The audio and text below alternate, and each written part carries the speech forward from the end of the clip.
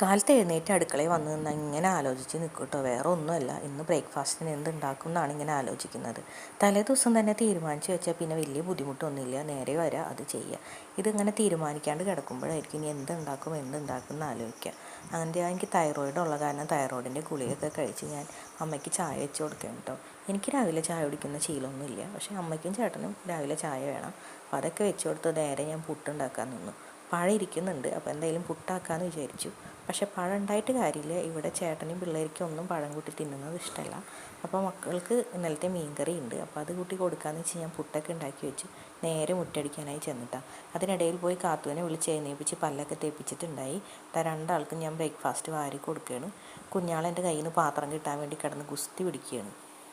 കാത്തു സ്കൂളിൽ പോണ വരെ ഒരു യുദ്ധക്കളായിരിക്കും കേട്ടോ. രണ്ടാളും കൂടിയുള്ള തല്ലും എൻ്റെ ഒച്ചയും ബഹളവും എല്ലാം കൂടി ഒരു ഇതിനെ കുളിപ്പിച്ചൊക്കെ കൊണ്ടുവന്ന് റെഡിയാക്കുന്നുണ്ട്. ഇന്ന് നേരം വൈകിയ കാരണം റിബണൊന്നും കെട്ടുന്നില്ല, സിമ്പിളായിട്ട് മുടി കെട്ടി പറഞ്ഞയക്കുകയും ചെയ്തത്.